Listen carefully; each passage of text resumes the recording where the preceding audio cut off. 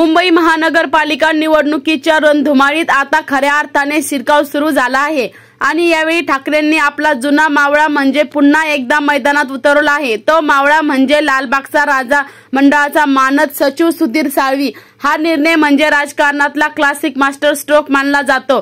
पण नेमकं काय आहे ही खेळी, हे सगळं कुठल्या रणनीतीचा भाग आहे, नेमकी ही नियुक्ती म्हणजे काय आणि ती इतकी चर्चेत का आहे? उद्धव ठाकरेंच्या या मास्टर स्ट्रोक मागचं सगळं गणित आपण व्हिडिओच्या माध्यमातून जाणून घेणार आहोत। त्यापूर्वी तुम्ही जर चॅनलवर नवीन असाल तर चॅनलला सबस्क्राइब करा आणि बेल आयकॉनला प्रेस करा। मुंबई महानगरपालिका निवडणुका जवळ येत आहेत आणि यंदाच्या निवडणुका फक्त स्थानिक पातळीवर नव्हे तर राजकीय अस्तित्व सिद्ध करण्याच्या युद्ध ठरणार आहेत। खास करून उद्धव ठाकरेंच्या शिवसेनेसाठी जी सध्या पक्ष वाटप, गटबाजी आणि दबाव यामध्ये प्रचंड अडकली आहे आणि म्हणूनच या निवडणुकीसाठी उद्धव ठाकरे यांनी अगोदरच तयारी सुरू केली आहे। एका मागोमाग एक निवडणुका, नव्या संघटन रचना आणि सर्वात महत्त्वाचं म्हणजे जनमानसाची थेट संपर्क। याचं पावलावर पाऊल टाकत त्यांनी एक आश्चर्यकारक निर्णय घेतला आहे आणि तो म्हणजे लालबागचा राजा मंडळाचे मानद सचिव सुधीर साळवी यांची थेट शिवसेनेच्या सचिवपदी नियुक्ती करण्याचा। आता हा निर्णय केवळ एक राजकीय पद देण्यापुरता मर्यादित नाही तर ही मुंबई महापालिकेच्या निवडणुकीसाठी आखलेली स्ट्रॅटेजी चाल आहे। कारण सुधीर साळवी हे केवळ गणेशोत्सव मंडळापुरते मर्यादित नाही तर ते म्हणजे लालबाग परिसरातील एक प्रभावशाली चेहरा। गणपती उत्सवात दरवर्षी देशभरातून येणाऱ्या नेते, कलाकार, उद्योगपती यांचे स्वागत करणारे साळवी जनमानसात आपली खास प्रतिमा निर्माण करून बसलेले आहेत। त्यांच्याबद्दल अधिक जाणून घ्यायचं झाल्यास ते फक्त गणपती उत्सवाचे आयोजक नाहीत तर ते महर्षी दयानंद कॉलेज आणि ग्लेन ईगल्स हॉस्पिटल ट्रस्टचे विश्वस्त देखील आहेत। मुंबईतील हजारो नागरिक, कलाकार, उद्योजक आणि नेत्यांचा संपर्क वर्षभर त्यांच्यासोबत असतो आणि हे सगळं वापरून ठाकरेंनी साळवींना सचिव पदाची जबाबदारी सोपवली आहे। साळवींच्या निवडीमुळे ठाकरेंनी दोन पक्षी एक दगड या नीतीचा वापर केला आहे असं यातून अगदी स्पष्टपणे दिसून येत आहे। एकीकडे लालबागचा बाले किल्ला सेफ करत तर दुसरीकडे साळवींना त्यांच्या निष्ठेचं फलित देत राजकीय समतोल साधला आहे।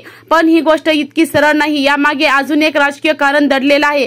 ते असं की सुधीर साळवी यांनी मागील विधानसभा निवडणुकीत शिवडी मतदारसंघातून लढण्याची तीव्र इच्छा व्यक्त केली होती। त्यांनी तयारीही केली, कार्यकर्त्यांमध्ये चैतन्य पसरवलं, फिल्डिंग लावली। पण निर्णयाची वेळ आली तेव्हा उद्धव ठाकरेंनी सध्याचे आमदार अजय चौधरी यांच्यावर विश्वास दाखवला। यामुळे साळवी समर्थकात नाराजीचा सूर उमटला। साळवी समर्थकांनी त्यांच्या लालबागच्या कार्यालयासमोर थेट शक्ती प्रदर्शन केलं। अशा वातावरणात चर्चा होती की साळवी पक्षाला राम ठोकतील, भाजप शिंदे गटात जातील। पण मातोश्रीने वेळेवर हस्तक्षेप केला। उद्धव ठाकरेंनी स्वतः साळवींना भेटून त्यांच्याशी संवाद साधला। साळवी हे आपल्या निष्ठेवर ठाम राहिले आणि आज त्यांच्या निष्ठेचं चित झालं आहे। पक्षाच्या सचिव पदासारख्या महत्त्वाच्या भूमिकेवर त्यांची नियुक्ती म्हणजे उद्धव ठाकरेंनी मी माझ्या लोकांना विसरत नाही हे पुन्हा सिद्ध केलं आहे। यासोबतच राजकीय पलटवार सुद्धा या निर्णयाचा परिणाम होणार हे नक्की।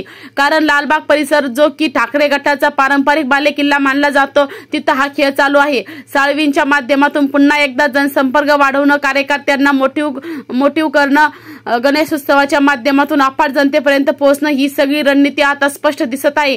राजकारणात असा खेळ म्हणजे काटशहाचा मामला असतो। लोकसभा निवडणुकीत साळवी यांनी काही महत्त्वाच्या क्षेत्रात पक्षासाठी मजबूत काम केलं ज्याची दखल मातोश्रीने घेतली। त्यामुळे त्यांच्या अनुभवाचा उपयोग आता महापालिकेसारख्या महत्त्वाच्या लढाईसाठी होणार आहे। साळवींची एक खास ओळख म्हणजे त्यांनी महर्षी दयानंद कॉलेज आणि ग्लेनिक्स हॉस्पिटल ट्रस्ट मध्ये ही विश्वासार्हता मिळवली आहे। म्हणजेच ते सामाजिक, शैक्षणिक आणि धार्मिक या तिन्ही फ्रंटवर प्रभावी आहेत आणि अशा व्यक्तीला सचिवपदी नेमणं म्हणजे एकाच वेळी काही लेव्हल्सवर परिणाम घडवणं। या नियुक्तीमुळे ठाकरेंनी एक संदेश दिला आहे की ज्यांनी संघर्ष केला, निष्ठा ठेवली त्यांना मी संधी देणार। राजकीय विहिंतीच्या दृष्टीने एक पॉवर मूव्ह आहे। या निर्णयाचा संभाव्य परिणाम लक्षात घ्यायचे झाल्यास यामुळे ठाकरेंना लालबागमध्ये पुन्हा मजबूत पकड मिळेल, तसेच नाराज कार्यकर्त्यांमध्ये नवा उत्साह संचारेल। शिवाय शिंदे गट आणि भाजपकडून लालबागमध्ये डाव टाकण्याचा प्रयत्न फुल ठरेल। तसेच उत्सव आणि सामाजिक कामाच्या नावाने मोठा जनसमुदाय पक्षाच्या बाजूला येईल। एकंदरीतच सुधीर साळवींच्या रूपात ठाकरेंनी एक मजबूत प्यादा पुन्हा मैदानात उतरवला आहे आणि मुंबई महापालिकेच्या रणसंग्रामात हा प्यादा कुठल्या दिशा दाखवतो तो पाहणं रंजक ठरणार आहे। उद्धव ठाकरेंची ही खेळी यशस्वी होईल का? लालबागचा राजा यंदा शिवसेनेला पावेल का?